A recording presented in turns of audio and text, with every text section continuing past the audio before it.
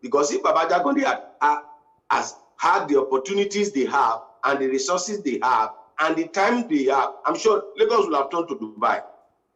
And whatever is done for Baba Jagoni, I have an opportunity of sitting with him on more than 3 occasions, sitting with him and trying to download his mindset with my boss, the former editor of the Punch and the former provost of Nigerian Institute of Journalism. So I sat on more than 3 occasions that we went to Baba's house and we downloaded. You need to see the intelligence, and you begin to wonder, why did these people that I made mention of not tap from this man's resources that was able to transform Lagos within 4 years, open up rural Lagos and connect the rural and urban Lagos together? Lekki road that they are tolling, it was the one that opened it and built that estate in Lekki. You have estate in Lekki, you have in Yanoso, you have in Ikorodu, you have in Abeso, you have all those areas were remote areas.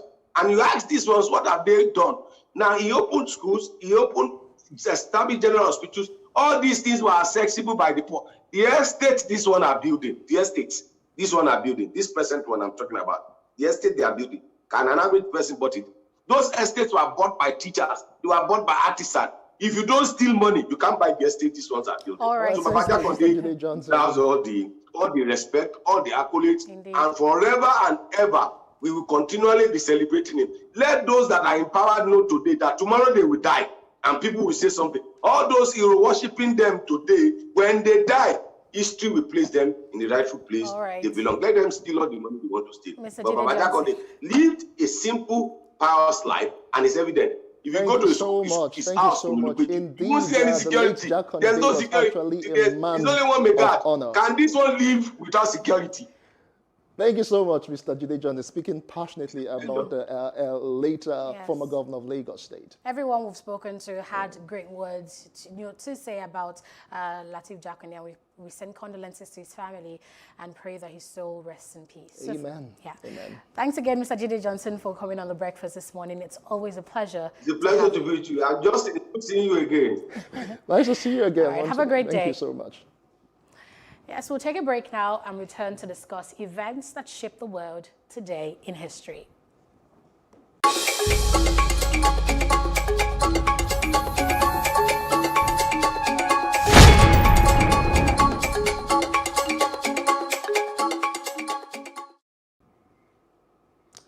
Welcome back. It's still The Breakfast on Plus TV Africa. Yes, of course, we're now talking today in history, focusing on events that happened this day in history. And I'll be going back to the year 2010. On this day in history, February 19, Tiger Woods did a press conference and he apologized to the world, apologized to his wife, especially the golfing community, for extramarital affairs.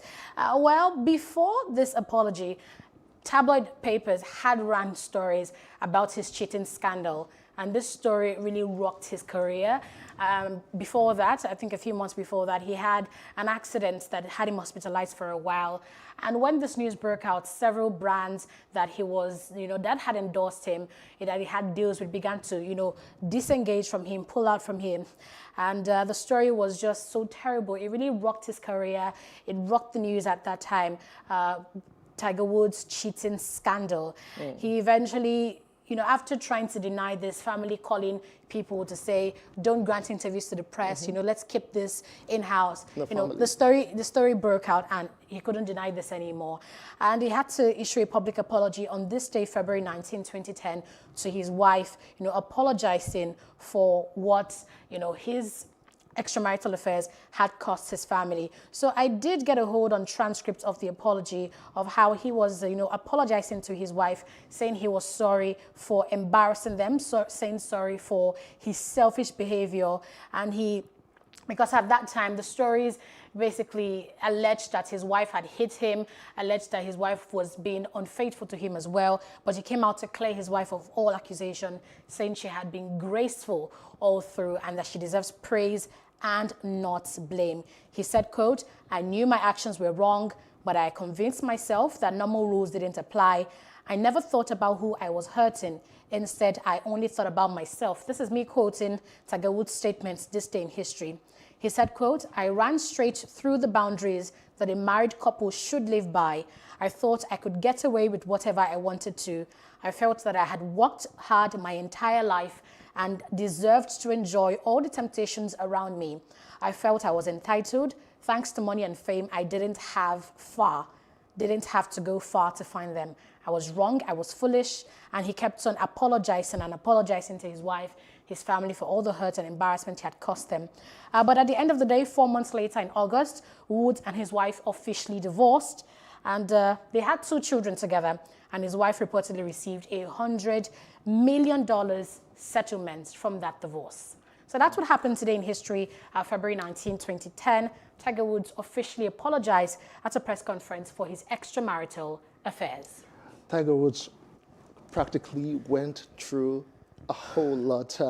But it is really, really encouraging to note that after all of what he went through, he was able to still pick up the pieces of his life and bounce back yet again. Yes, eventually played again. I think he tied in 4th position, at that golfing match, just about 2 months after that apology was issued. I was actually very, very interested in the fact that he actually owned up to having done wrong, and he manned up to talk to his family, to his wife, in as much as it went south. But then the fact is that he owned up to being the man that he should be.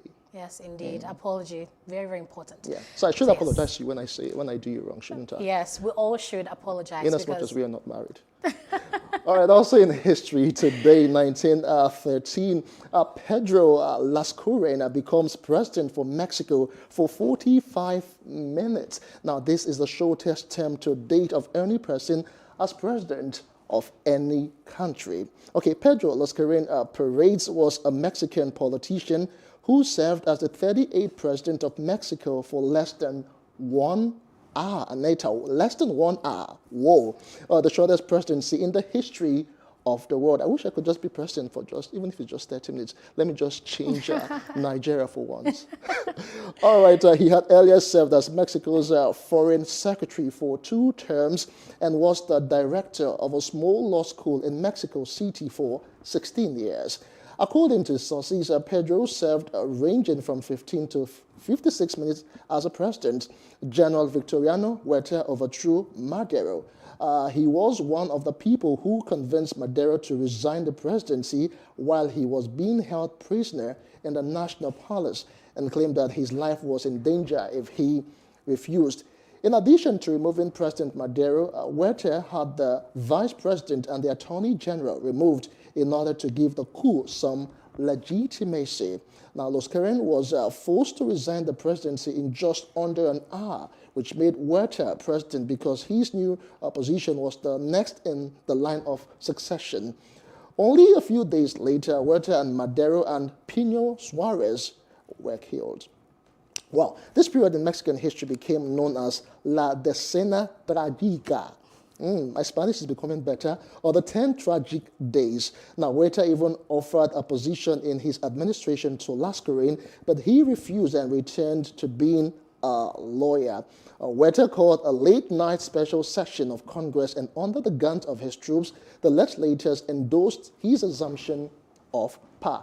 Annetta, what would you do if you were first female president in Nigeria for just 30 minutes? For just 30 minutes, what would I do? You know, this question is very dicey. They ask people all the time to put them on the spot. Well, if I were president for 30 minutes... You get all the makeup in the world. No, definitely. Definitely. There are lots of things I would love to do. I mean, there's security issues. Okay. I mean, when I walk down the streets and I see homeless people on the streets, it touches my heart so bad. I have intentions to, okay, now this seems like I'm campaigning for presidency for the next few years. But really, to answer your question, really, if I were president for 30 minutes, lots of things I want to do, like I would like to create a shelter for homeless people. Oh, that's nice. A social program that makes sure that kids would never be on the street. They have no business on the street. They should be in schools. They should be learning. They should be in workshops. They should be acquiring technical skills, getting education. Because, I mean, like we discussed about Okonjo-Iweala, just imagine she never had access to education. Probably she would be somewhere, maybe in one village, Do you understand? So because she had access to education, that's why she was able to climb the ladder to where she is now. So I would make sure that people get free accessible free education, housing. Housing should be free. I would give people free housing. These are basic social issues. If are you government... sure you're not related to the late Jack Conde? Really, these are things I've actually written down that I want to do, so help me God. If we're able to tackle key social issues, jobs, housing, education, other issues of security and all that, they will automatically take care of themselves. Because ultimately, if people stayed in school, their minds would be renewed and they would not want to take up one or two social vices. Indeed. But for this particular issue today in history, it was a bit more dicey because there was a man who wanted to overthrow the government, and he planned with this lawyer to be in power for just a few minutes. And when this guy got into power, he now, had that guy resign, so he came into power. So everything was just planned, basically, and he was president for 45 minutes. The shortest term ever I would in always history. support you. If you're going to be president for just 45 minutes, I'll go Aneta, go Aneta. Go Aneta, right? So yes, that's basically what happened today in history. This Pedro Luscarin, the man who was Mexico's president for just 45 minutes, and then Tiger Woods giving an official apology for his extramarital affairs. So we will now take a break here and return to discuss a big issue of Nigeria exiting recession. What does this mean for the average Nigerian on the street? After this break.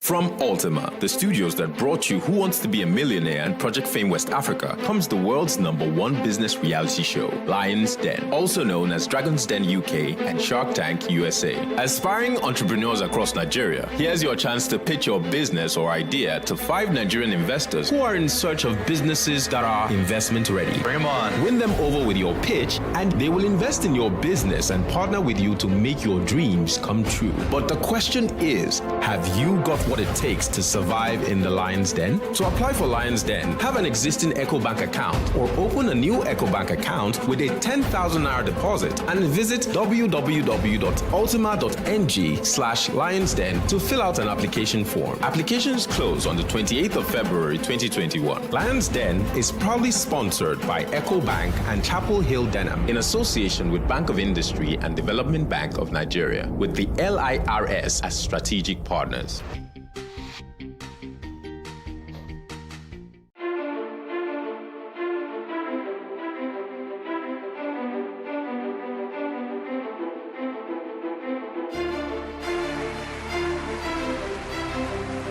This Medan has been directed to empower 1,000 persons with disabilities in each state in the next 12 months. When I start hearing the shoot of gun. Whatever I have done.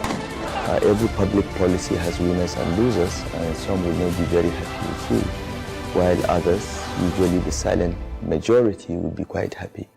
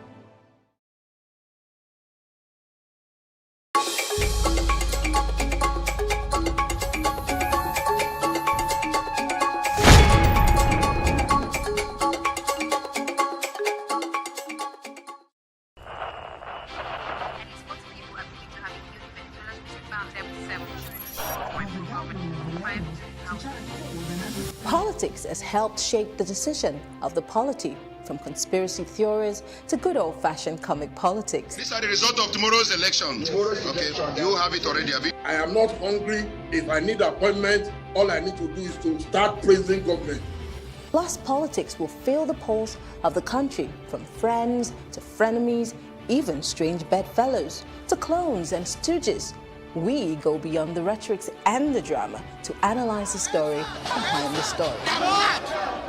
Let anybody come and say. The moment we stop having charlatans occupy political offices, we will curtail hate speech. Plus Politics, not just another political show.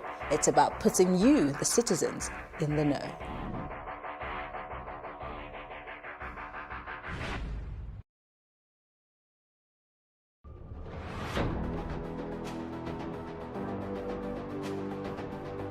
A lot of the jobs that exist today will not exist in the next 10 years. 10 years. When I see people today shouting, we're not too young to run, we are ready to run. Ready to run to where? The people of excellence are, to a certain extent, being held ransom by idiots and bandits. Once you are in government, you believe everything you do is right. And once you are in opposition, everything the government does is wrong. And so it's time for us to take over power.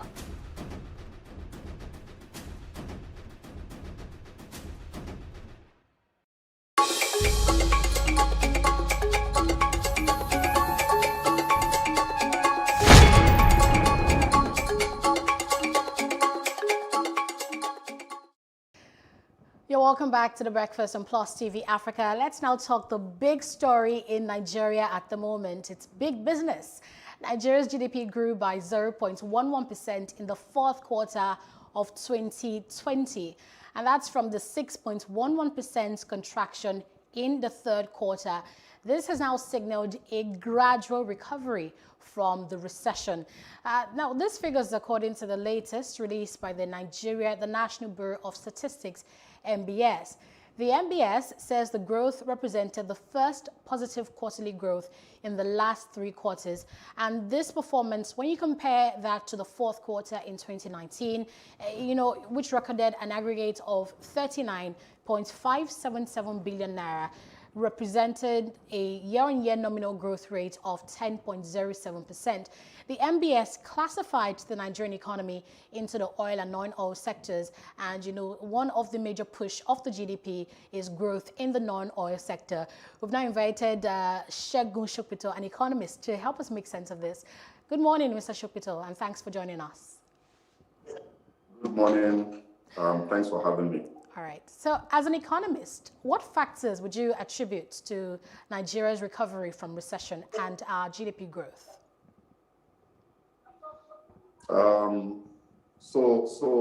Most analysts, the World Bank, the IMF, even the federal government itself, the Minister of Finance had said, had expected that we're going to exit the recession by the first quarter of 2021.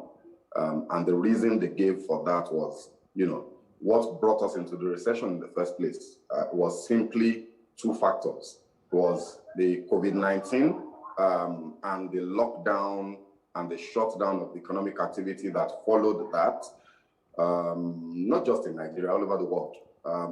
And also, by some coincidence of events, the crash in crude oil prices.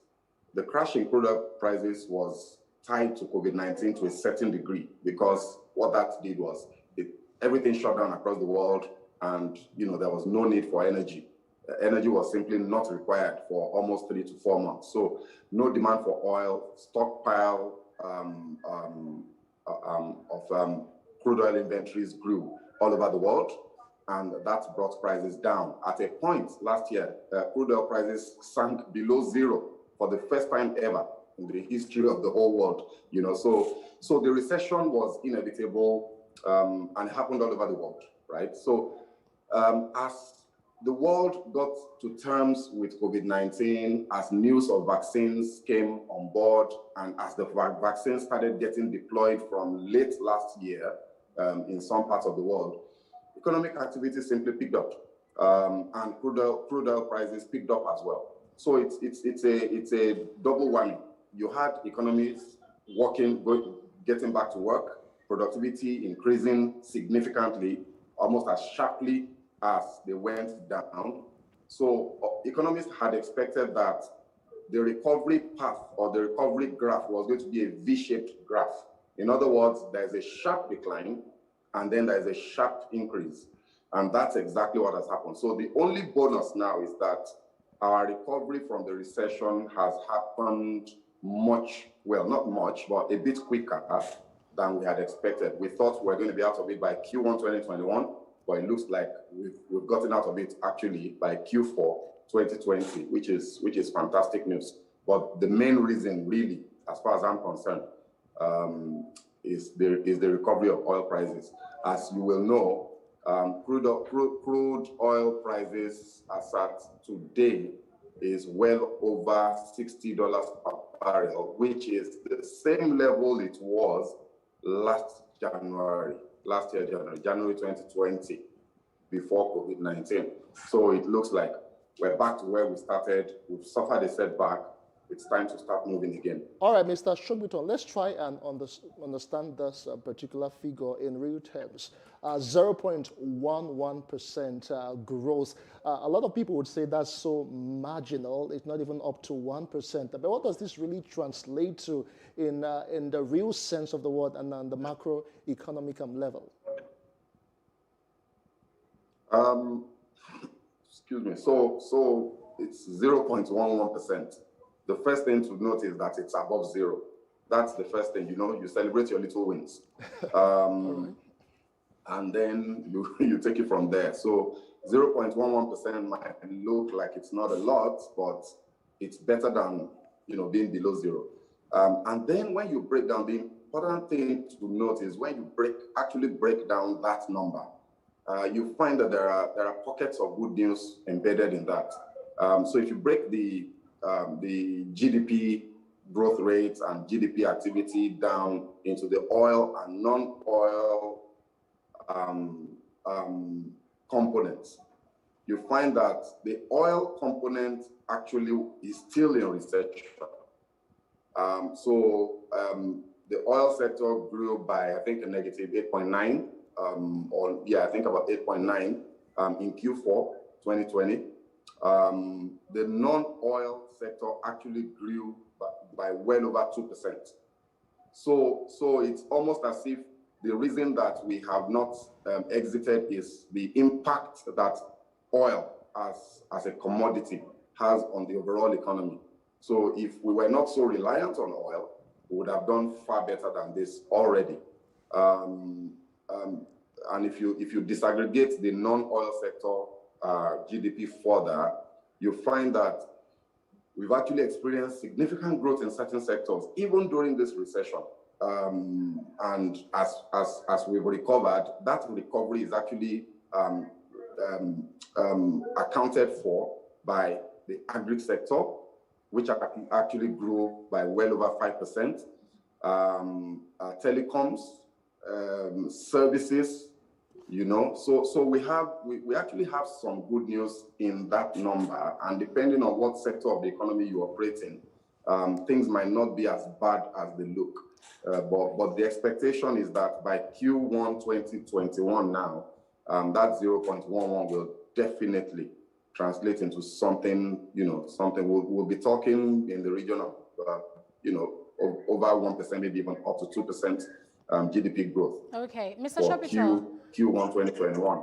Looking at the data released by the MBS yesterday, we saw that non-oil sector GDP, agriculture, even telecommunications, as you said, were majorly responsible for this growth. Yeah. Is this not an indication of the clamor we've been having years and years on that Nigeria needs to focus on diversifying her economy away from oil? Absolutely, and this thing actually buttresses a point I make all the time. Every time I get the opportunity, I say, our economy is diversified. We have to understand this. The economy itself is diversified. Majority of our economic activity is happening outside of the oil sector.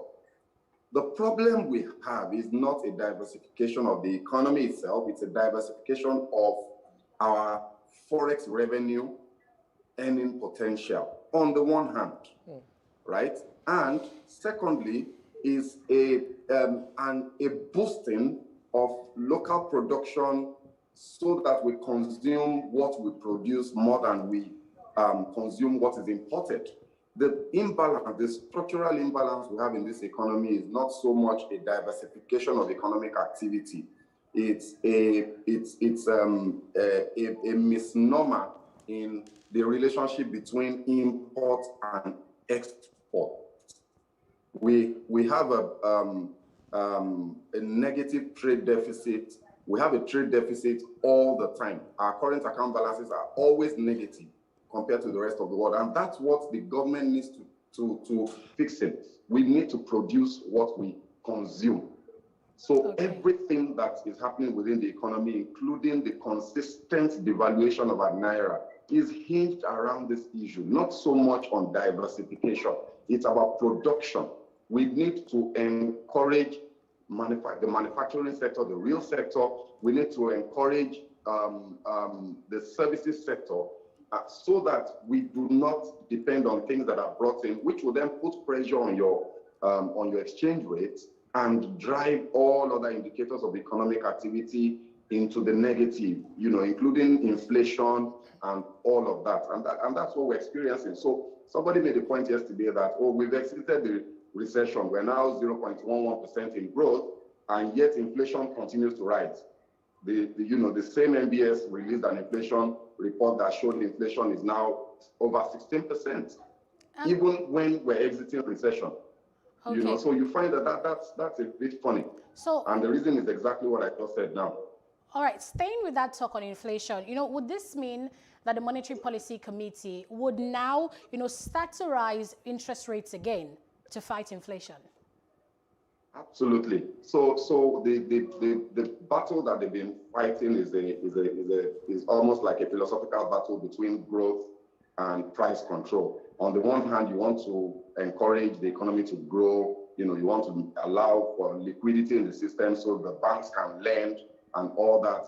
So they've been trying to hold all the monetary policy, rates and instruments constant over the last 2 quarters or thereabouts. But now that we are exiting the recession, they will have to start thinking of how to rein in the inflation. But I think that they probably will still have to wait a bit, because of the lagging effect. Whatever we're experiencing now is as a result of policies that were put in place 6 months ago. So the MPC, the Monetary Policy Committee, is not going to do anything drastic in the immediate. They'll probably wait for the next quarter to ensure that the growth that we have now has stabilized and we don't, revert into a recession if they act too suddenly. Okay. And I think that's what that's the challenge that they will have to balance. All right, Mr. Shopidon, let me just take the angle of the average Nigerian who goes to the market, to buy tomatoes or to buy onions and to buy rice.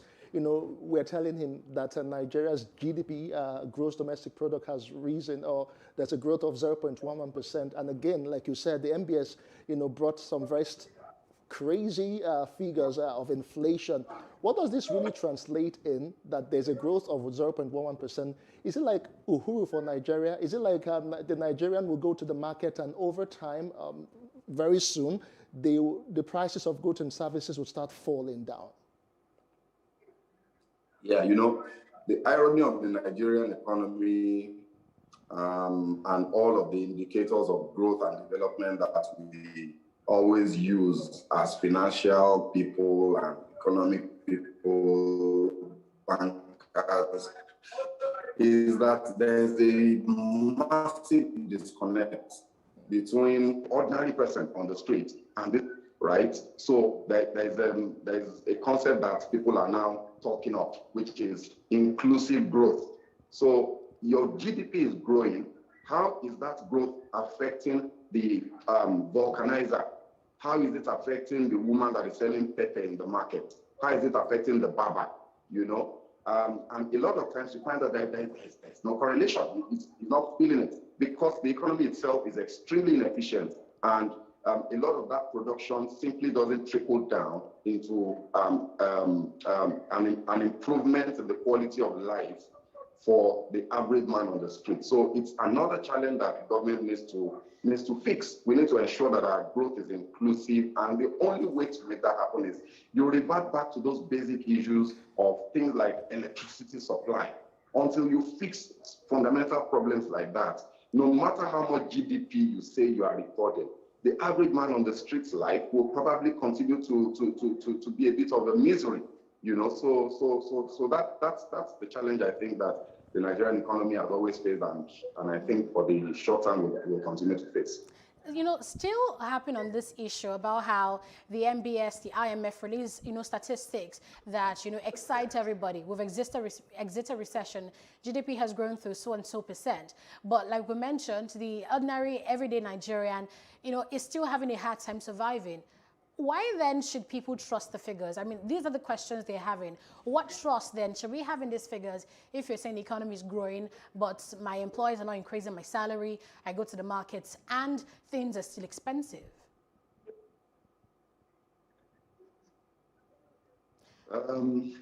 They don't trust the figures anyway.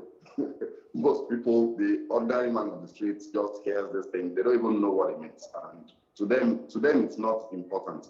The people that these numbers are important to are people in the organized private sector, you know, and in government and the formal economy, you know. So that's why the onus is on, you know, the regulatory authorities, the central bank, the finance ministry, and all of that to ensure that even as this growth is happening and as economic activity is happening, that we focus on human development indicators.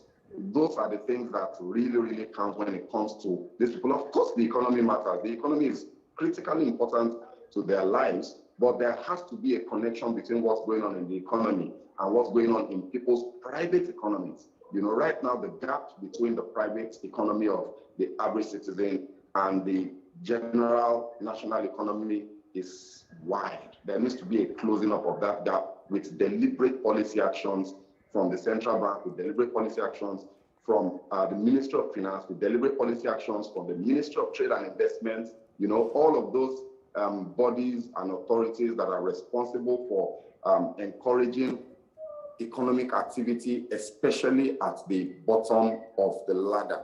You know, that bottom of the ladder part of the bottom of the pyramid part of our economy is extremely important and is continuously neglected. So we focus our energies on all of these numbers that, you know, when the blue chip companies that are quoted on the stock exchange hear them, they're excited because they immediately will feel the impact, they immediately will benefit from it, you know. But things like inflation, right, are the things that affect the man on the street. Like you said, you know, 16% inflation for January. What that automatically means is that the average man on the street's disposable income has reduced. When you break that down further, you find that food inflation is even 20%. You know, so I mean that's crazy. 20% food inflation in this modern times when most economies that are trending single digits, even below 5%. Ghana, beside us here, the inflation is less than 10%. You know, so that's the challenge that government has to really address if you want to see an improvement in the life of the man on the street and the common man. Otherwise, exiting the recession means absolutely nothing to them. They really don't care because, you know, their life is still exactly as it was last month. And as it was, in fact, it's probably worse. All right, Mr. Shopito.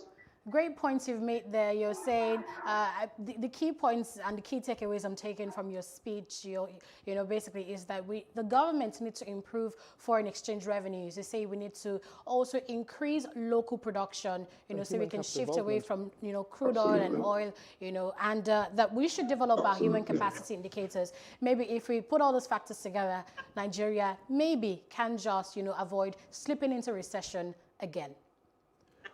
So thank you very much, Mr. Shegu Shopito. Absolutely. I mean, and I think, yeah. Go ahead, you can wrap up. Yeah.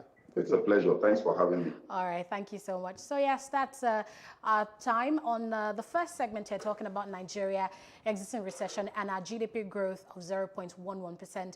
Our next guest is standing by to help us dissect security matters in Nigeria after the break.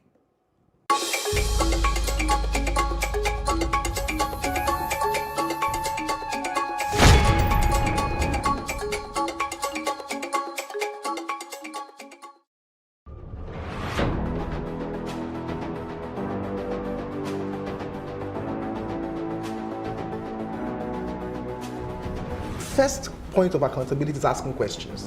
Hello and welcome to Plus Sports and Plus TV Africa. I am Udoka Njoko. Hi everyone, welcome to Plus Training.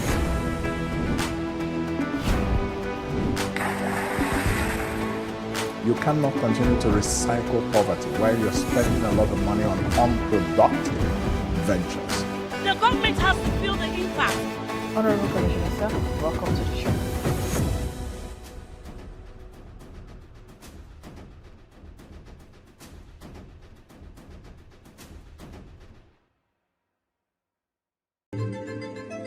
Nigeria, by extension, Africa, is faced with a lot of challenges. The growing youth population with little engagement, that is a ticking time bomb. We are a blessed people with diverse culture and highly cerebral minds who have a lot to say. And yes, we are talking. It is important we drive the right conversation that informs, inspires, influences thoughts and action. If we say there's beauty in our diversity, then let us embrace our diverse culture. We must continue to courageously be the voice of transformation as we are the hope for the future. Yesterday's conversations shape today. What are you saying to shape your tomorrow? We know you have a lot to say, and we are here to hear you.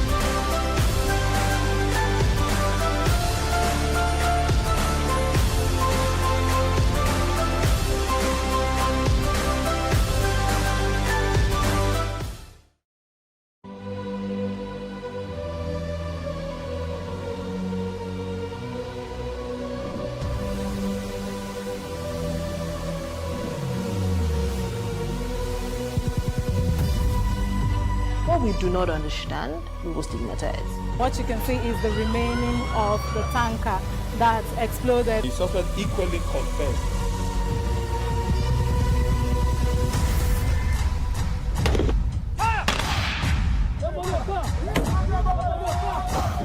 Now 500 naira they collect them. If you no talk, then go beat you. Now 2,500 they pay.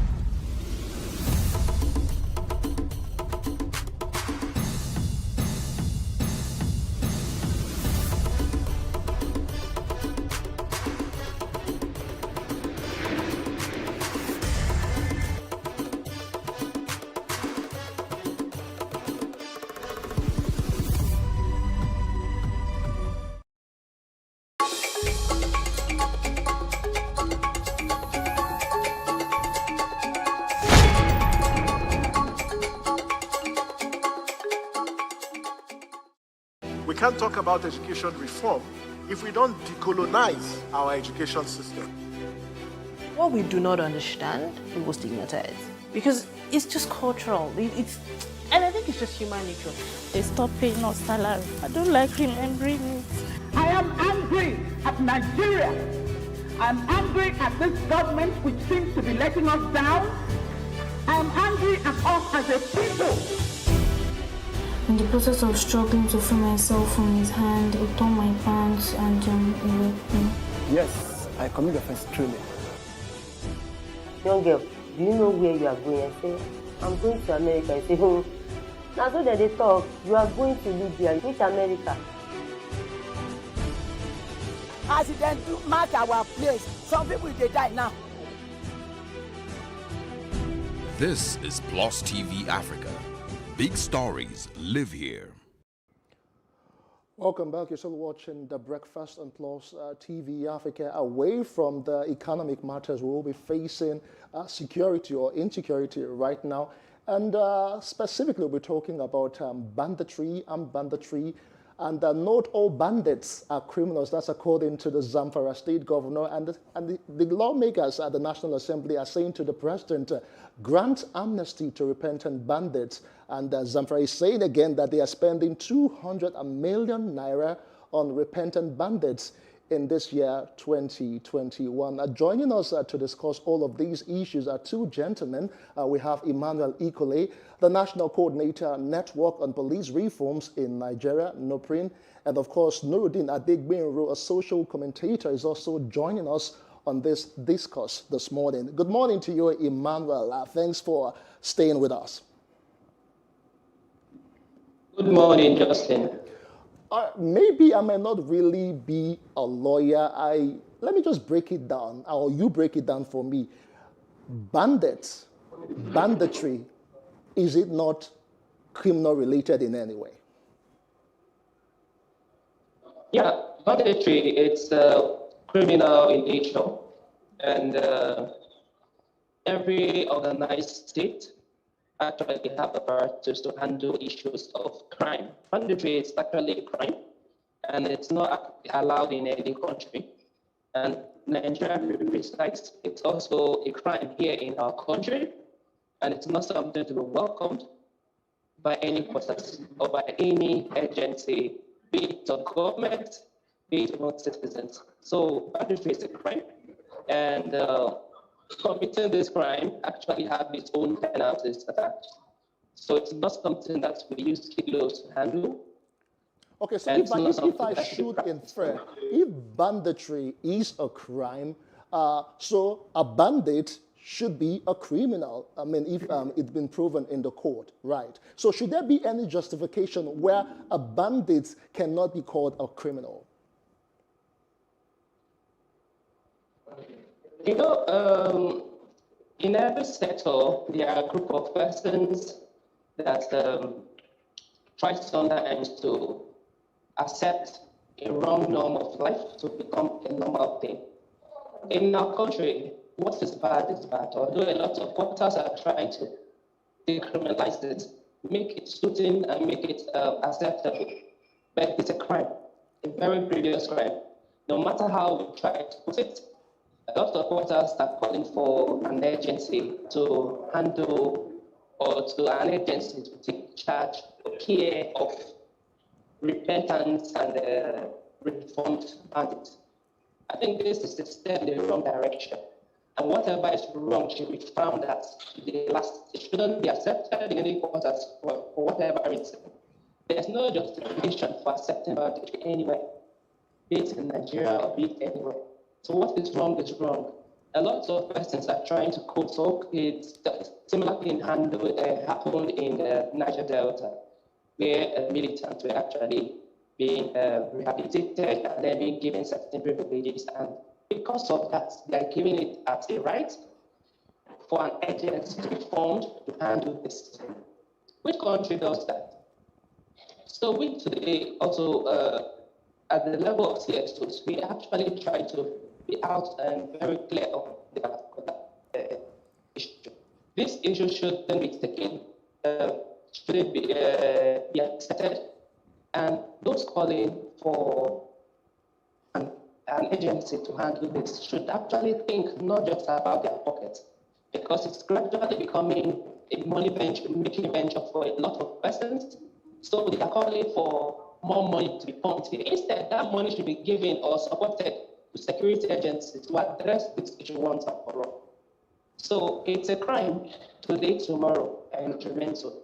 Okay, so I had to take the liberty to go and check the meaning of banditry because I listened to Zamfara State Governor Bello Metawale, and it says here, according to Wikipedia, that banditry is a type of organized crime by outlaws, typically involving the use of violence.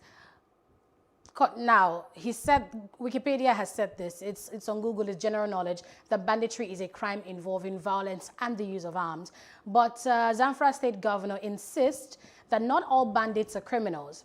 He actually stated that most of these bandits, in quote, take up arms because the communities that they reside in rustle their cattle and attack them.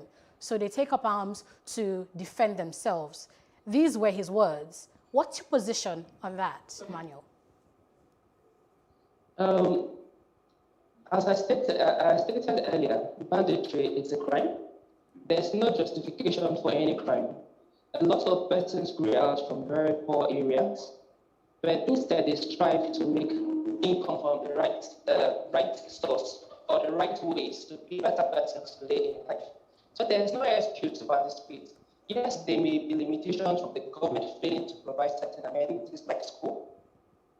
This is not the issue or a reason to support the banditry. And there's nothing like there are good bandits and there are bad bandits. Once you are a bandit, any banditry is bad.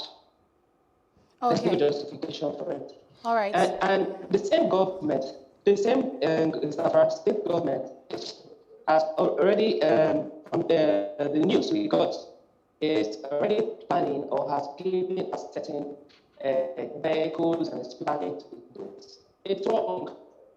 There are lots of resources needed at this time. If I recall properly, the federal government is even looking for places to put money. All right, let's the same money to empower. And indirectly, we are saying this should be the new number. So everybody go into it because you'll be supported with funds. All right, let's bring Nuruddin Adigbinro into this conversation right now. Emmanuel, we'll get back to you. Okay, he's not ready. Okay, let's continue with Emmanuel. Now, if the governor is saying that not all bandits are criminals, what does it really tell on the part of governance in that particular state? Is it a thing that it has failed to meet the expectations of the average citizen or the average resident in the state, or a thing that there are misplaced priorities on the part of the government of that state?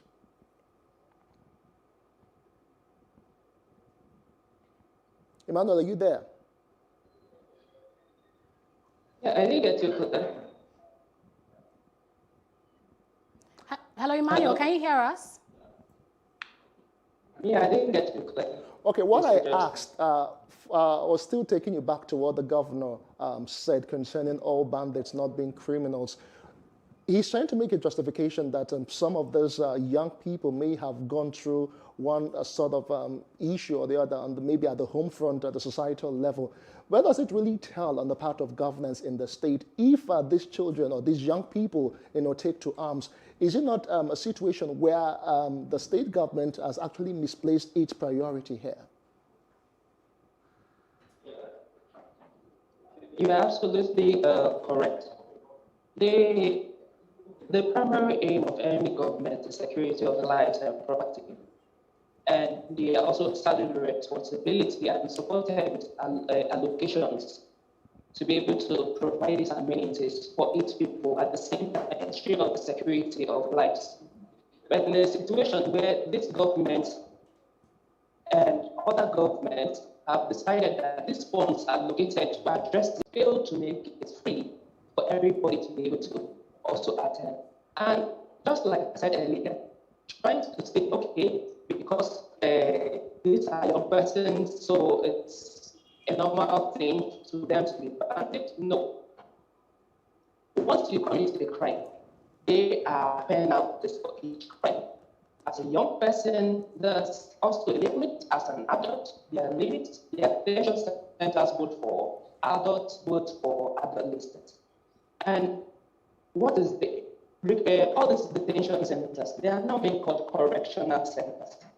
Means they are a place to actually rehabilitate and be able to attend to the psychosocial need of these young persons or these persons that found themselves committing crime. All right, Emmanuel, So we'll come it's back not to you in a bit. trying to bring them together. All right, Emmanuel, we'll come back to you in a bit. It's still the Breakfast on Plus TV Africa, and we are looking at tackling banditry in Nigeria. We'll take a quick break and return with more. Stay with us.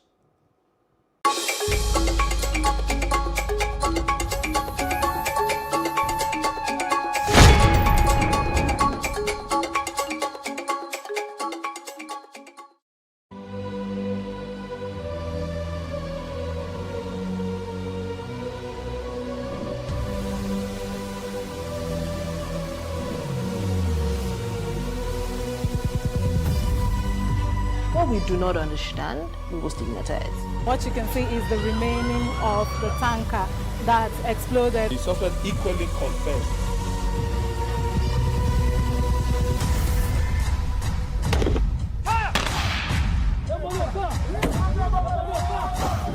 Na 500 naira they collect am. If you no talk, dem go beat you. Na 2,500 I dey pay.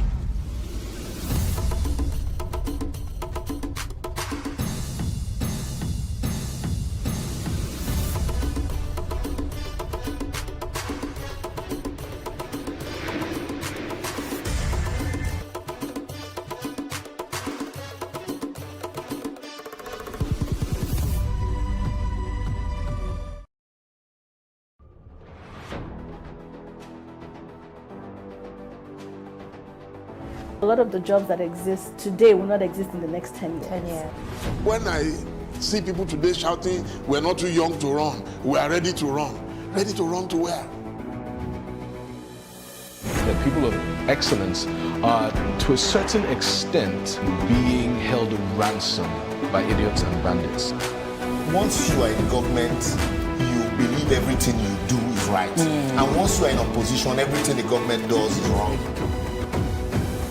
And so it's time for us to take over power.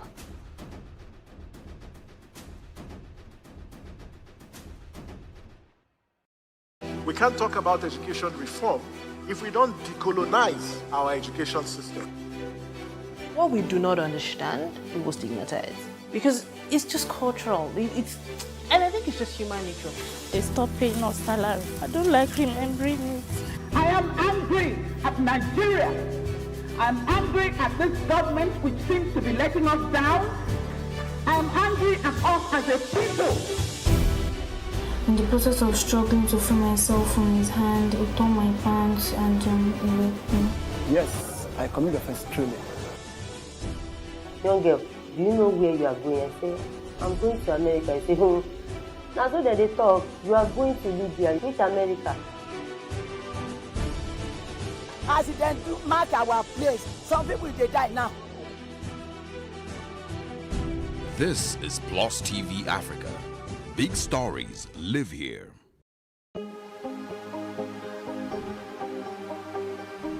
This is it for upcoming artists to blow in Nigeria.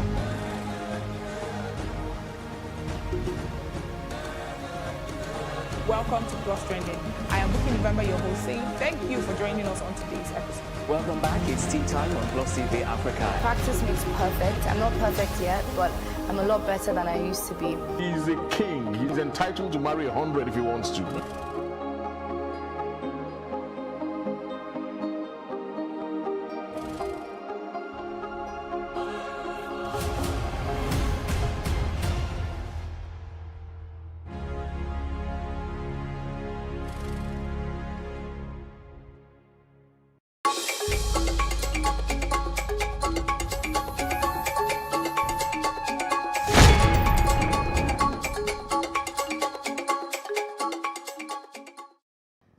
Welcome back to The Breakfast, and the conversation still is about banditry and the statements of the Zamfara State Governor Bello Matawalle for amnesty to be granted to bandits, and that bandits, or not all bandits, are criminals. We now have a social commentator, Nuruddin Adegbero, joining us. Good morning and thanks for being here. Good morning. All right, before I go into this, let's first get your position. Where do you stand on this matter about Governor Metawale's statement that not all banditry not all bandits are criminals and that they should be granted amnesty. Well, Governor Bello Matawale is just being economical with the truth. If you look at the definition of that particular word, banditry, it means a group of people that is violent, that is ready to kill, that is ready to torture, and do all the illicit acts you can even think of. So from that word banditry alone, that is nothing friendly about that word, and that word can never represent something good. So for me, it's just being economical with the truth. When we are talking about bandits, there is nothing can come from bandits. And you should know the act of banditry, nothing can come out of it. So to me, Governor Bello Matawale is just economical with the truth. And it has shown that that particular... All of that. Now, Bello Matawale is saying that they should be granted amnesty. Do you agree with him? One thing there is, you know, all these governors, by the time they sit down in the comfort of their room, or comfort of their office that has been paid by the public, then they feel they are on top of the world. One thing that is so germane is this: what is there in giving bandits? What is there in giving them amnesty? Do they know the meaning of amnesty? So it's like just giving a killer, it's like just giving kidnapper, just giving those that have killed hundreds of Nigerians a kind of relief. It is not sustainable. It is unacceptable. In fact, it is belittling the sensibility of Nigerians if amnesty is being shown out to them. We are talking about those people that have made some certain children to be orphaned. We are talking about a kind of people that have killed fathers, mothers, that have killed farmers, that have killed a lot of people, and you still want those people to live and enjoy the goodies of this particular country in the name of amnesty. Then, if such is being happened in Nigeria and federal government is sitting down looking at it, then we are not serious in this country. We don't know what we want. We know that the lot of money they want to shun out to their cronies in the name of giving amnesty to these bandits, because leopard can never change his skin. They will always be bandits. Look at what happened in Katsina. Nothing has changed. And you know what the Katsina government always say later, that giving amnesty to bandits will never solve the act of banditry in the state. So the same thing applicable to Bello Matawale. If he thinks he wants to dole out 200 million, 300 million to all these bandits, in the name of giving them amnesty, it will not solve any problem. So what, Mr. Nuruddin, so what exactly, Mr. Nuruddin Adegbenro, what exactly would solve this issue of banditry head on once and for all? Because from what you're saying, from all indications, you're saying that the government or the governor does not really have the body language, not giving the right body language as in solving this issue of banditry once and for all. If he is saying that not all bandits are criminals, invariably he's trying to justify why some of those people should not really face the law. Well, to me, I think the federal government, because the federal government controls security, they need to really harp on our security. They need to really invest much on security. We need more personnel. The security operatives in Nigeria cannot man Nigeria. Cannot. Look at the issue of the police. There are some certain things that are the work of police to turn into the work of the military. So we need more officers. We need more brains. We need more ammunition. Let me tell you one thing. If you look at what happened in Kangara, do you know that in Rafi local government and Shirodo local government of Niger State, they were being attacked every day. It's just that it's not being reported. Every day they are being reported. So for the fact that they are attacked because it's a school in Kangara, that is why we are saying we need much more of military. How many officers do we have? With those ones that have been killed, those ones that have been injured. Even look at the police officers. They are not up to 500,000 in Nigeria. How can they man a country of over 200 million? So we need more invigoration, and the body language of the government should be more. It's not about just having people having service ships. That is not. Service ships will never go to the battleground to go and fight. We need more officers that are dedicated, and their welfare should be well taken care of. We have good soldiers, but the problem there is that management of their talents, management of their weapons, is major the problem. The better way to stop banditry is that we need more officers that are hungry to kill crime, that are hungry to face the war, that are well motivated and well feared to the extent that they can put their life on ground for the country. Without doing that, giving amnesty to banditry would just like you are calling armed robber and you say you want to give armed robber money so that you could not rob. By the time you finish spending the money, you go back to the crime. So that's the thing. Nigerian government needs to show that kind of responsibility of making sure we have good officers, dedicated, good welfareism for them, and good tactical approach. And if we need help, let us call for help from other countries. If we need help, we should call for help because it's very now they move from Niger State. They are now in some part of the Kwara State. So in that case, the North Central are not even safe, talk less of the Southwest. So what is important here is this: federal government needs to invest more and make sure the money spent is well valued and well monitored. Okay, Mr. Adigbero, thank you very much for your time on The Breakfast this morning. We appreciate the points you've given. Thank you. Oh, Justin Akadoni.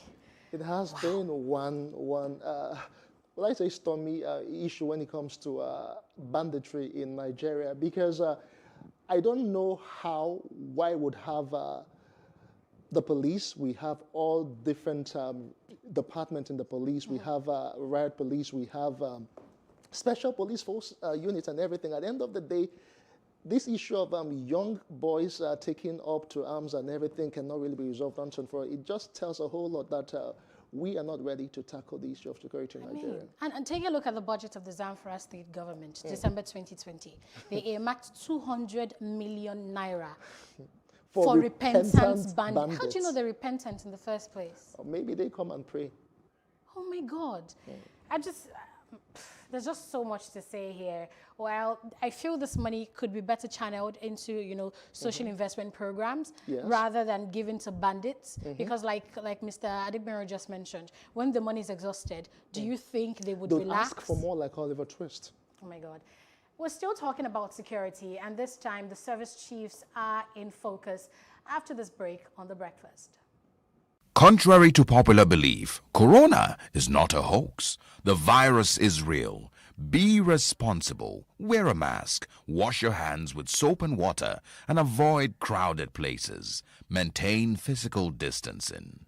Be responsible. Together, we can overcome the pandemic.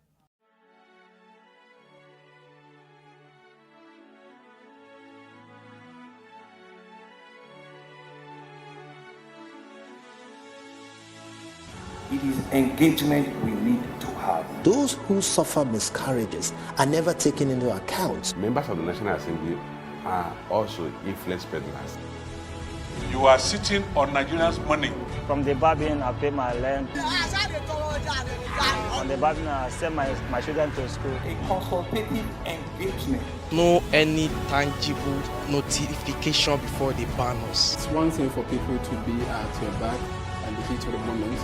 There's another thing for them to still be with you when push comes to shove. I will do everything to take Lagos out of the national grid.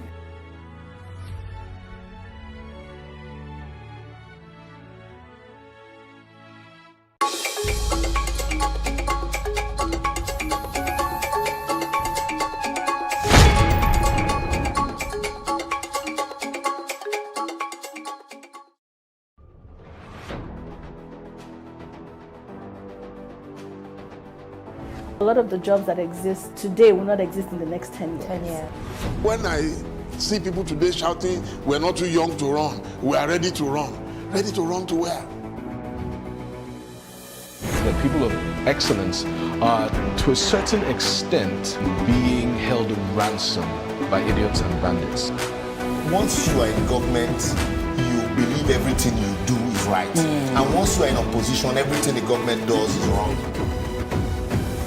And so it's time for us to take over power.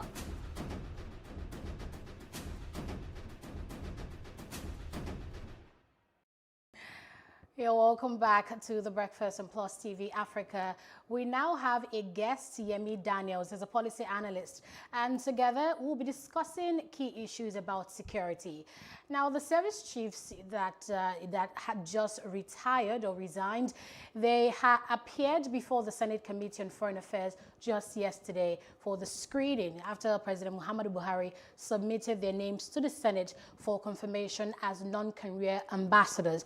They were asked a couple of questions, and their response has got Nigeria talking. I mean, they mentioned, when they were asked about why they could not effectively tackle banditry, insecurity, in the years they were in power, and the response basically was that there was logistics issues, insufficient funds, and that banditry in Nigeria may persist for the next 20 years. We now have Mr. Davis here to discuss this issue with us. Good morning, and thanks for joining us, Mr. Daniels. Yeah, good morning. Good to be here this morning. Thank you so very much. Okay. So the first question I'd like to ask you is regarding the nomination of these service chiefs in the first place. We had an analyst earlier today who mentioned that service chiefs have no business, when it comes to politics in Nigeria, again, given their failure, so to speak, when they were service chiefs just a few days ago. So what are your thoughts on this? Do you think these people are competent enough to be non-career ambassadors in Nigeria? Should they have been nominated by the president in the first place? Well, thank you very much once again. It's actually a controversial issue. And to the best of my knowledge, from a regular Nigerian that I am, I have reservations for that nomination in the first instance. Because I would like to ask I would have to ask the president, what are the parameters for that nomination? What were the considerations? To what extent have these people performed that warranted that nomination? I would like the president to at least give me an idea of the basis or the rationale. Given the fact that over the last 6 years or thereabout that these men have been in charge of security in Nigeria, we can't categorically say that we have recorded landslide success against terrorism, against insurgency and terrorism. If anything, it has spread beyond Northeast region that we used to have it. It's now predominantly in the Northwest. We have what they call banditry, which I would like to term terrorism as well, in the Northwest region of Nigeria. And to that extent, I would want to say the service chief did not do as much as they should. They didn't do well enough to have qualified to be nominated as non-career diplomats. Okay, one of the fallout of the screening yesterday were some of the statements that the former army chief said that Nigeria has so many ungovernable space. In your opinion, was he just making excuses, or do you really agree that we have issues when it comes to governing spaces in Nigeria? Honestly, I tell you something, the entire country is an ungoverned space as I speak to you. I think the former chief of army staff simply, he was talking predominantly from a counter-terrorism perspective. Now think about it. Just a few days ago, there was a clash between NURSW and some other factions of the transport sector, an informal transport sector in Nigeria. And the police could not arrest anybody. The best that Sanwo-Olu said to us yesterday or thereabout was that they were resolving between them and all of that. That tells us that even in mainstream, there's a level of ungovernance. Now, if you talk about ungoverned bases, actually the traditional meaning is that those are areas that are beyond the reach of central government or state authorities. So, and in those environments, things happen and the state cannot actually assert sovereignty over those spaces. And so in this case, there are physical spaces that cannot be asserted, that sovereignty could not be asserted. And I tell you, there are non-physical spaces that it's a little bit difficult for government to assert sovereignty of the state. So I do not think that the chief of army staff was playing with words. He understands what he's saying. The word from that report said many, many ungoverned spaces. That tells us that we are in a serious, serious situation. Okay, let's talk about these ungoverned spaces. The immediate past, Defense Chief General Abayomi Olunsaki mentioned that Nigeria has over 1,000 forest reserves that are not well managed, not well secured, and that it has become a safe haven for bandits. But with all the security architecture, the amount of security personnel we have in the country, the lion's share that's been, given to the Defense Ministry year in, year out for our budget. Why is it that we still have these issues with forest reserves that are not well secured and that seem to be out of the reach of, security operatives in Nigeria? First and foremost, we need to understand that Nigeria is a vast environment. We have a vast rainforest scenario. We have a vast forest environment across the country, the savanna and the rainforest across the country. So basically, to the extent that we seem to have a defective security architecture, there's a tendency for quite a number of these forests to be available to all kinds of elements. Don't also forget that even the spaces that are physical are not forests. The regular spaces are not properly governed. And that tells us that there is a defective security architecture, that even the mainstream is not properly governed. I did mention a few minutes ago that there was a clash in Obalende, and there was practically nothing that the security operatives could do about it. All we resorted to was a political resolution. And that tells us that we are in a serious situation, that even in the mainstream, the sovereignty of the state cannot be asserted in the mainstream. Then you can imagine what happens in the forest environments where the systems are not properly managed. So is this an issue of competence on the part of the former service chiefs? Yeah, it is an issue of architecture and competence. And trust me, when the architecture is not right, competence is going to be questionable. The point is that we have a defective security architecture. And to that extent, no matter how competent a person is, it will still have its own fallouts. So there is a need for us to look at our architecture again and ask ourselves, is this thing functional for the 21st century in the Nigeria of today? Is it? Look at it. There is an Eastern Security Network. There is a Moteco in the southwest here, and there are quite a number. There is ISBA in the north. There are a number of other security agencies, not necessarily federal agency, or that are holding sway in several parts of the country. That tells us that there are serious situations, there are serious deficiencies in the architecture. All right, Remy, I want to go back to the issue of this ungoverned spaces. Who do we hold to account right now? You also mentioned that some of these territories don't have specific sovereignty. So who do we hold to account when we talk about spaces not being governed? Is it the state governments right now or the federal government? Now, the question we need to also ask ourselves, whose responsibility is the security and welfare of the people according to Constitution? It is the federal government to a large extent as far as internal security is concerned. The federal government controls the army, controls the police, controls immigration, controls customs service. And when you look at all the entire internal security machinery, it is exclusively controlled by the federal government. So the blame lies with the federal government for not having created a system that will be effectively man the security environment, man security in Nigeria.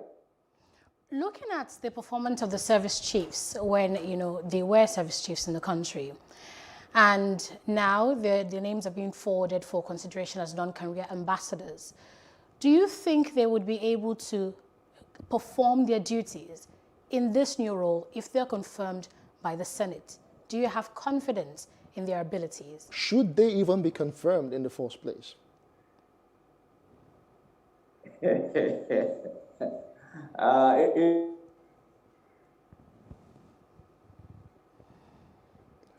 Loyemi, are you still there? It seems we've lost connection with our guest. Do we have you there?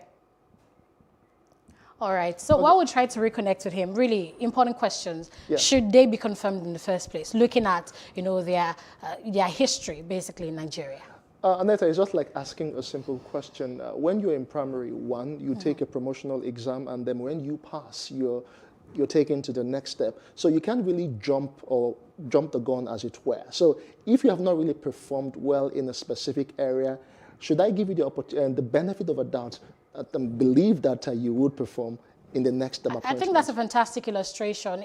But then you have people on the other hand who have basically come out to praise the government, to praise Buhari for, nominating them. They said they have vast military experience. They've been in the theater of war. They know what to do. The experience never really showed in terms of stemming all the insecurities, all the armed banditry that we have, the terrorism going on across the Northwest and Northeast too. Indeed, indeed. I couldn't agree more, because even though you find, this military chief, this service chiefs, and even the presidency making statements such as they've decimated Boko Haram. I remember that particular statement as far back as 2018.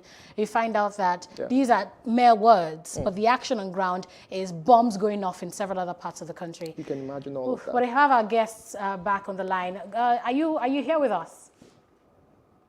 Yes, I am. Fantastic. So I was asking you about your thoughts as to what you think or how you think these service chiefs would perform, based on their history, if they're confirmed by the Senate. And I thought I heard Justin say that should they be confirmed at all? And I am asking, should the president have nominated them in the first instance, given what we had while they were in service? I did mention earlier that terrorism was confined to the northeastern part of the country when these people assumed office. And today it is very much in the northwest. And as it stands today, we still do have some pockets of security issues even in the southwest. And that tells us that these men have not done creditably well. They've not done justice. Much as I agree that there is a problem with an architecture, but before they came, we did not have it this bad. But now it has gone worse. That tells us that they may not have done excellently well, given the circumstance, because some other persons occupied those offices before now. And at the time they occupied, they were able to, at least, they were able to refrain, to contain them in the region that they were. But today they have taken over two major regions in the north. And that tells us that the competence of this man may be questionable. Then again, I still ask, good governance, just because we have vast forest reserves, the rainforest, the savanna and all of that, shouldn't we be able to channel all of that into positive energy and better production that will better the lot of not just this present generation, but those to come? Fine, we have forest reserve. Can't we channel it to something very good for the country? Oh, yes. I think we need to understand that why do we have ungoverned spaces in the first instance? It's a result of weak or failed system. And if the system was functional and strong, there wouldn't have been reasons for ungoverned spaces in the first instance. So it is a result of government inefficiency. So if, for instance, there were supposed to be some economic potential for us if we knew what we were doing. And that's why people who have agitated for restructuring of the Nigerian state, they do have a point. And I am a fan of restructuring, for instance. And I'm just particular about how do we restructure? If we need to unbundle the Nigerian state and make it a little more effective, you would agree with me that when a system is massive, there is a tendency for waste. But when you reduce this, when you unbundle that system, the tendency for some level of effectiveness will come to play if the right system is put in place and the right people given the opportunity to contribute to such a system. So in my opinion, the reason we have ungoverned spaces is because we have a defective governance system, and which is now beginning to, they say the chicken has come to roost. So that's a situation we may have found ourselves now. Okay, if we should take Buratai's word for it about our ungoverned spaces and the prophecy of doom, that insurgency may continue to exist in Nigeria for the next 20 years. In your opinion, what can we do to prevent this? What can we do to reclaim our spaces and create a safe environment for our kids to go to school and for people to travel to the northern part of Nigeria for holidays without fear?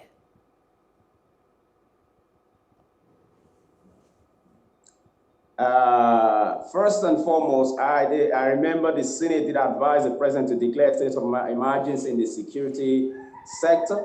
I think that would be a step in the right direction, that everybody will now know that, well, we have a serious situation in our hands.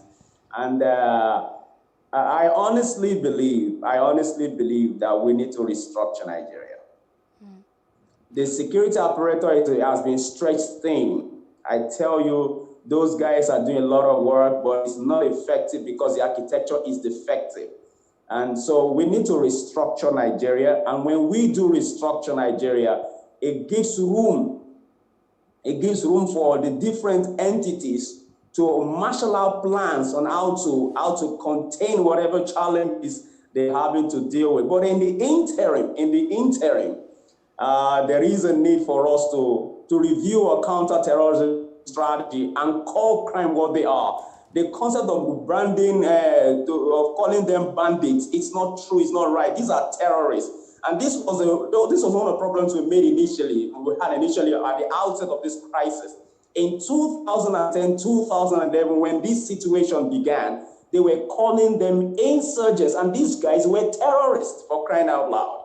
So now we are calling people in the Northwest who are terrorizing other people. We're calling them bandits. They're not bandits. These are terrorists. So the moment we do not address the problem for what it is, preferring solution becomes a major challenge. So we need to brand these people terrorists first and foremost. Yemi. And when we know that, yes, we are dealing with terror across that region, we can now begin some level of regional collaboration with our neighbors in that area.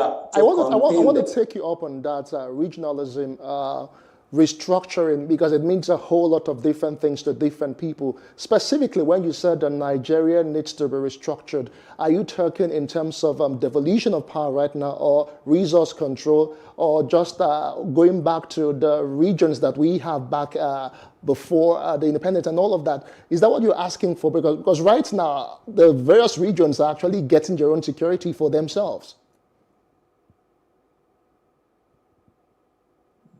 Yes, I am talking about devolution power. I'm talking about resource control as well. You will agree with me that this is a massive state called Nigeria. If we devolve power to the states, I honestly do not believe in regional government. To be honest with you, my concept of restructuring is a state-based restructuring. And I think it should be in phases.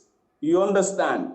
It should be, we should map out the phases that, okay, over the next 10 years, every single state in Nigeria should have been able to take care of themselves. What do? We gradually devolve powers to the states until that time where every single state can handle themselves. Every single state in Nigeria is blessed. I tell you that. Every single state has resources.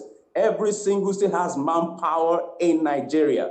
You understand? All we need to do is to create an enabling environment for every of those states to thrive. With the regional government, for instance, there will still be too many minorities.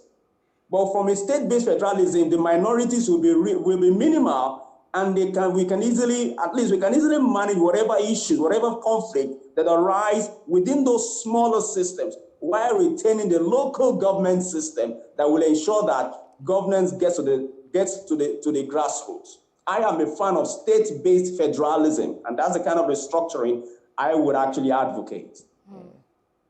Well, thank you so much, Yemi Daniels, for sharing your thought concerning good governance. He brought a lot of topical issues to the fore. He talked about restructuring, he talked about resource control, and how Nigeria can grow if each state actually handles their affairs, distinctly. Indeed. Thank you very much, Yemi Daniels, again for your time. Have a great day. Thank you so very much for having me. I do appreciate it. Have a good day too.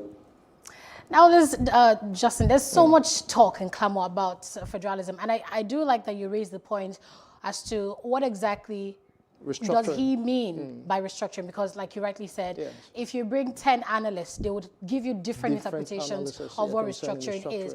But I feel that one of the reasons why no Nigerian president to date has been able to successfully do this, or even seem to be in favor of this, even though they might talk about it in their manifesto and all of that, is because there might be a fear that when you talk about restructuring into states, like let every state control their own resources, even though it seems that when you analyze it, it seems like it's better for everybody. Okay. I feel why they're afraid to do this because they feel it might lead to like what you had the Biafra. Okay, like a secession or something. They feel, yes, that every state will begin to want their own autonomy, a total breakaway from the Nigerian entity. I just feel that that's one of the fears that our politicians are having. And some school of thought actually believes that when each state is sovereign on its own, that some states might suffer because they really don't have so much internally generated revenue. Then that's why every state would now need to be on their toes. And you won't wait for allocations from Aso Rock. You know, every state,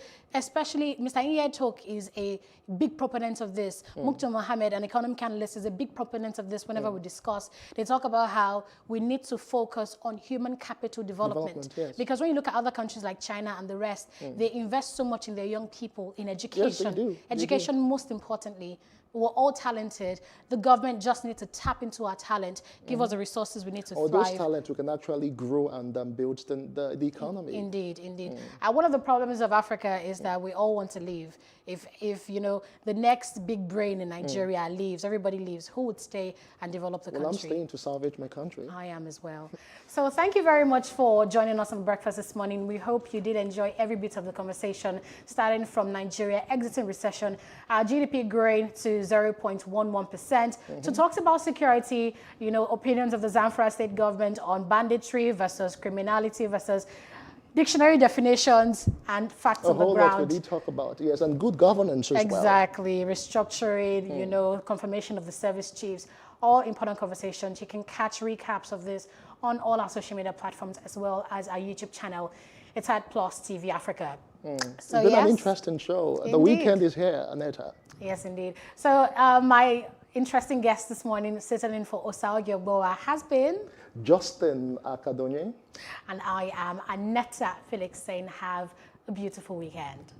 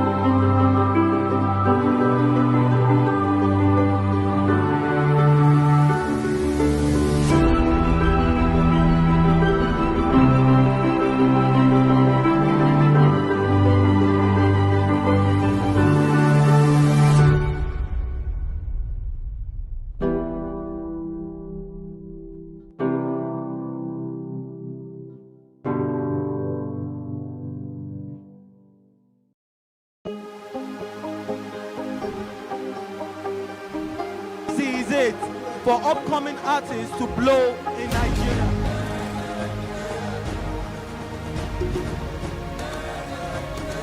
Welcome to Plus Trending.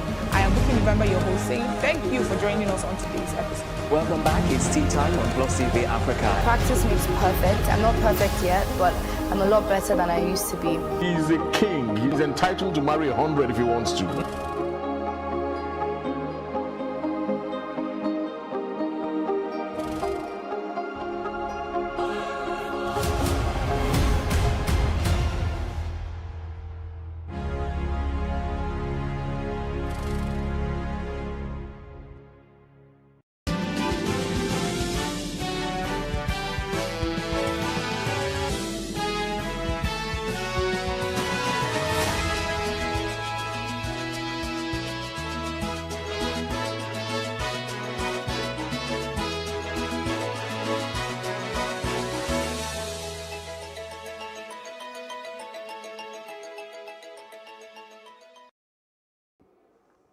Well, many thanks for joining us on Plus News Brief. I am Justin Akadonye. Well, President Muhammad Buhari has approved the appointment of Ahmed Audi as the new Commandant General of the Niger Security and Civil Defense Corps, NSCDC. Minister of Interior Rauf Aregbesola, who made the announcement on Thursday, said the appointment followed the retirement from service of Abdullahi Mohamedou in January. The minister also added that the president approved the nomination of Haliru Nababa as the new Controller General of the Nigerian Correctional Service. He called on the new appointees to ensure synergy with other security agencies in the country. Meantime, the president says the peace of Niger Republic must matter to Nigeria, which is the country's very close neighbor. He also commended the country's outgoing president, Mahamadou Issoufou, and his government for keeping to the country's constitution with respect to runoff polls scheduled for February 21 this year. According to a statement by his special advisor on media and publicity, Femi Adesina, the president spoke while receiving former Vice President Namadi Sambo, who is the ECOWAS head of mission on the elections in Niger Republic. Following the attack at the... That day I was sleeping in the hostel, so when I was sleeping, but I heard kidnappers is come for our hostels, but they had start shooting the guns. When I came out, I see them, but I'm run. When I go catch pens and jump, our students that are inside are starting running any like this. One of my boy, and there are two. One has injured, one is late, because they have shot one to death. So this one is able to escape. Honestly, the security situation is so bad, to the extent I don't know how this thing used to come, because I see no reason why, but people will come with motorcycle. We come with motorcycle in numbers, like they cannot be more than 23, 30, 50. They cannot be more than that. And they will enter a village, they hold their operation successfully, and they'll go without any challenge. Honestly, previously, the things are worse. But now, with the help of these changes of this security issue, because the army now, they are trying their best in terms of rescuing or capturing these people or destroying these people. Now, stakeholders and analysts have criticized the government's reactionary approach to abductions and insecurity in the country. Well, the criminals responsible for the abduction in Kagara, Niger State, demanding a 500 million naira ransom to release the victims. The question arises, how long will Nigerians suffer insecurity? Plus TV Africa correspondent Destiny Momo reports.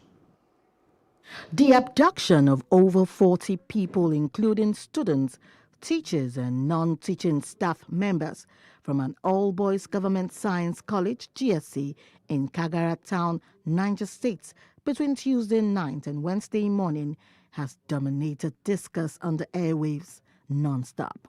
For this tide to turn, analysts say governments must be proactive. I would call on Mr. President to immediately convene the National Security Council, expand the membership of that council to include the governors and the leadership of the National Assembly. Kagara abduction, I felt very bad, like any other Nigerian. I felt sad, and I began to also feel again that till now, I mean, we are the same country making investors not to come. For a state of emergency to be declared, I think there is a need for clarification. In security parlance, when you ask for a state of emergency, it means you are saying that the democratic institutions should be put on hold or suspended. In other words, levels like the governor and then several other democratic levels will now be put on hold to allow the president to take full control and carry out such actions that this suspended level will delay. Recently, the Minister of Defense, Bashiru Magashi, asked Nigerians to summon courage and defend themselves when attacked. This has generated diverse reactions. As a security expert who is studying terrorism and counter-terrorism across the world, I know that a critical component of counter-terrorism is for the communities that are being affected to develop resilience. The best way to develop that resilience is through community effort. So if that is what the minister meant, then yes. But I think he needs to clarify what he meant by that. I totally agree with the minister. What he did was, let me say, he was proverbial, really, when he was talking about that. But that statement he was making is the product of intelligence. And that aspect of the intelligence probably was something after they dissect the thinking of the ordinary Nigerian. The threat from banditry has become complicated by an increased association with jihadists who are still waging an 11-year-old insurgency in Nigeria's northeast. To this end, experts say understanding the peculiarity of each region is key. In the northeastern flank of the country, what you have are terrorists. And terrorism is really hitting that flank of the country seriously. When you come to the northwestern part of the country, what you are experiencing is clearly banditry. And when you start cascading towards the central part, and what you are going to see there is kidnapping. And between you and I, they are all different. Northern Nigeria has long been bedeviled by terrorism, kidnapping, and banditry. It is hoped that the emergence of new service chiefs will bring respite to this region and the nation at large. Destiny Momo for Plus TV Africa. Well, staying with security matters, the Inspector General of Police, Mohammed Adamu, has assured the nation that the force is irrevocably committed to the safe rescue of all abductees in the recent attack on Government Science College Kagara in Rafi local government area of Niger State and other related incidents. The IGP said that a joint massive search and rescue mission involving the police, the military and other law enforcement agencies is ongoing to ensure that all abducted persons are rescued unhurt and reunited with their families. While calling for calm, IGP Adamu enjoined members of the community to provide the security community with useful, relevant and timely information that can assist in the ongoing search and rescue operations. Now, the Independent Corrupt Practices and Other Related Offense Commission, ICPC, says it has uncovered over 140 billion naira from budget manipulations by ministries, departments, and agencies, MDAs, between 2017 to 2020. The ICPC chairman, Bolaji Owasonye, at a one-day meeting on transparency and fiscal discipline and the implementation of government budgets, lamented the lack of accountability by public office holders and the implementation of budgets. Owasonye says the system study carried out the agencies, which mainly focused on the health and educational institutions, explains the major cause of Nigeria's underdeployment and lack of physical infrastructures. And we came up with results which included the discovery of 31.8 billion personnel cost surpluses for 2017 and 2018, and misapplication of 19.8 billion and 9.2 billion from personnel, cost, and capital fund, respectively. Consequent on these findings, 42 billion unspent surplus allocation for personnel costs for the year was blocked from possible abuse and pilferage, mostly from health and educational institutions because we focused on them. No one agency can have an adequate budget. And so the challenge is in twofold. One, to optimize the use of what we currently consider inadequate, but also to then grow the pie by focusing on the revenue side. That's the only way that we can increase this budget size. The economy suffered a setback in 2020 due to COVID-19 disruptions and slipped into a recession at the end of the third quarter of the year. However, measures have been put in place to ensure that we exit this recession as soon as possible. Let's talk labor matters now. The Nigeria Labour Congress has directed workers in 18 states where the national minimum wage of 30,000 naira had yet to be paid to immediately proceed on strike. The Congress said about half the 36 states of the Federation were yet to conclude negotiations on payment of the minimum wage. Now, findings indicate that states that have not paid the minimum wage include Imo, Rivers, Osun, Ekiti, Ebonyi, Zamfara, Kwara. Others are Gombe, Rivers, and Ogun State. This was contained in a communique issued at the end of the National Executive Council of the NLC. A second Republic lawmaker, Junaid Mohammed, is dead. Mohammed, a medical doctor, was born in Dala, Kano State. There are unconfirmed reports that he died of coronavirus complications. The deceased would be remembered for his comment, sometime controversial, on national issues. He was a founding member of the People's Redemption Party in 1976, led by the late Aminu Kano. Mohammed served as the national deputy chairman of the Social Democratic Party, SDP, in the Northwest.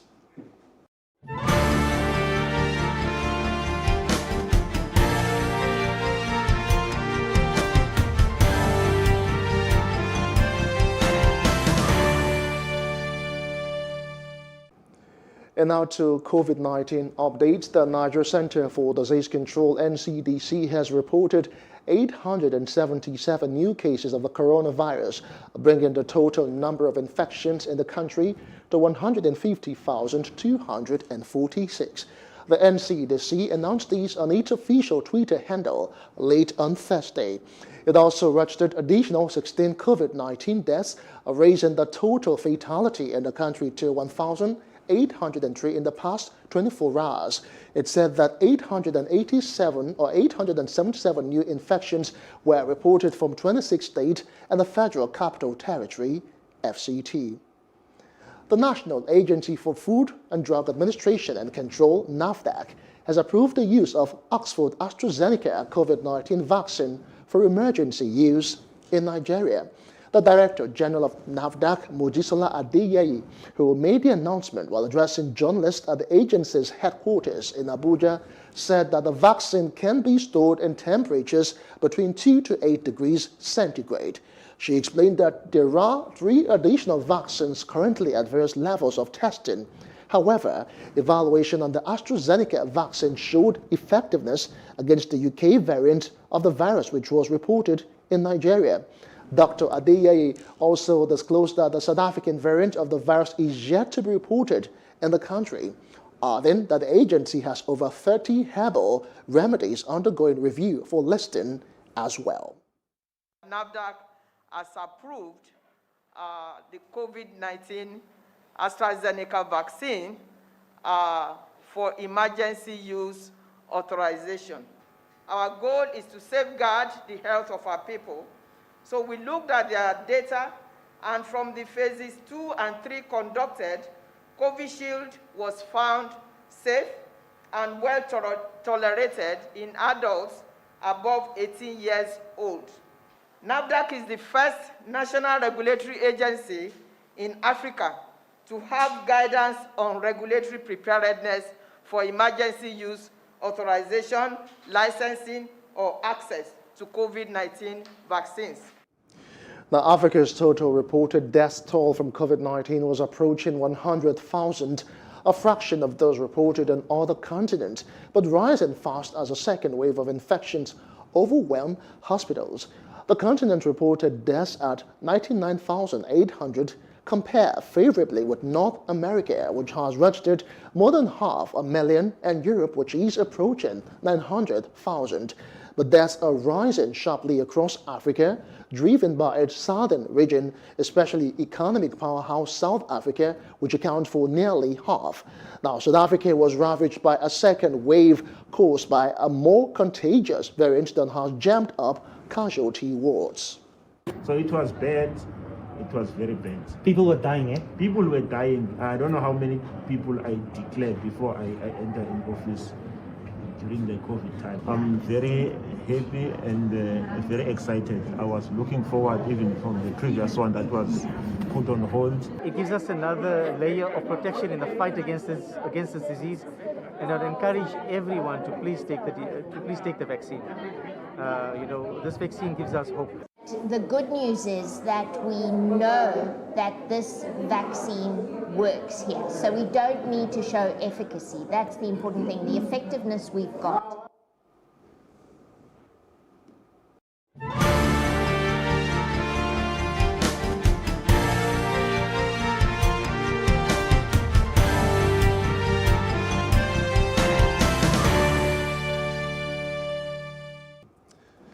Into other parts of Africa, still talking health.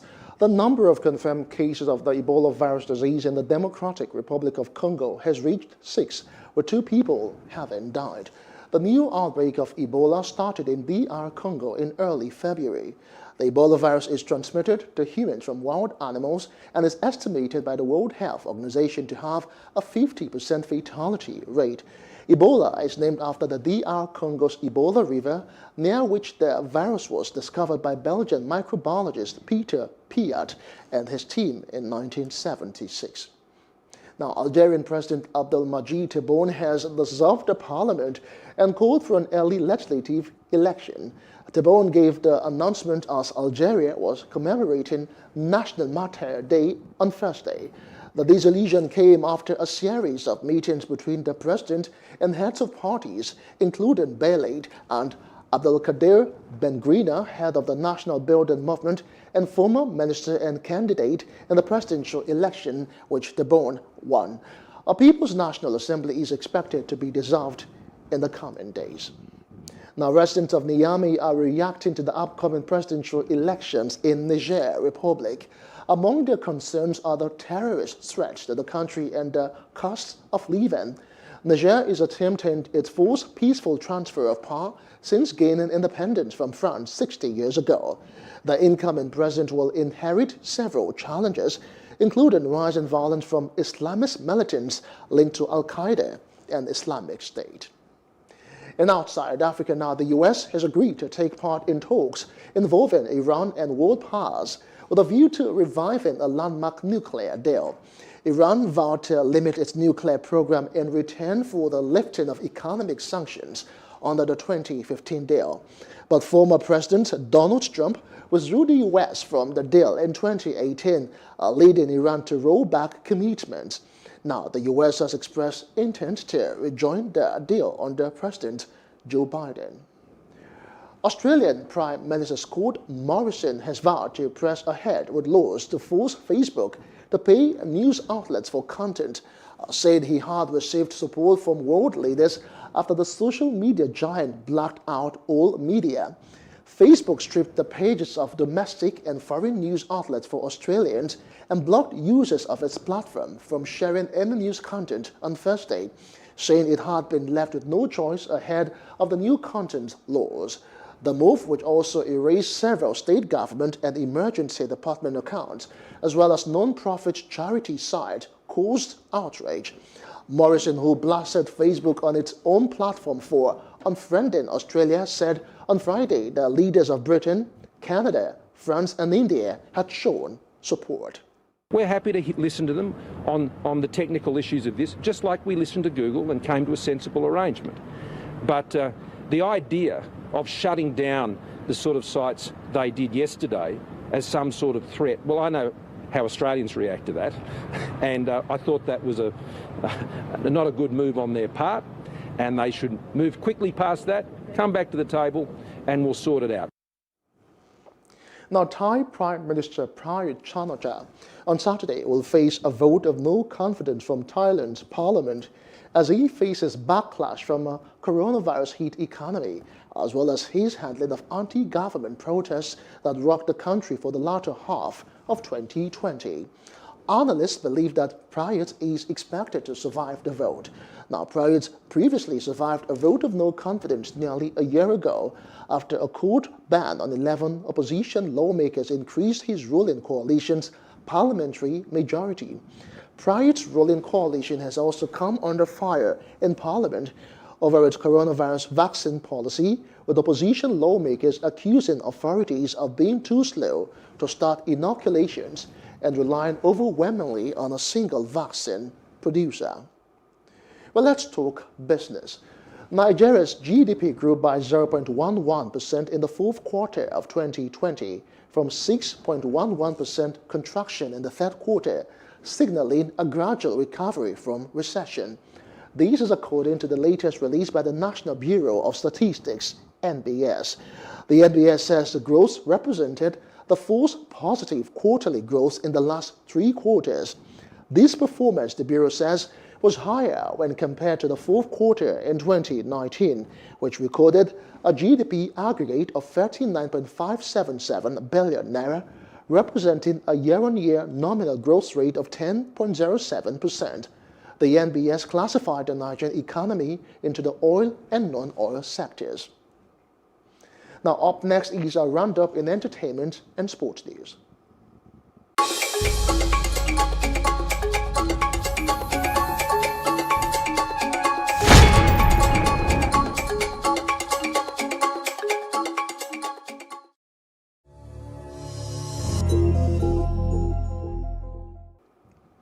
Well, welcome to entertainment news. A fast-rising Nigerian singer, Omale, has narrated how coming close to handing them the lead in the full 6 minutes of playing. She was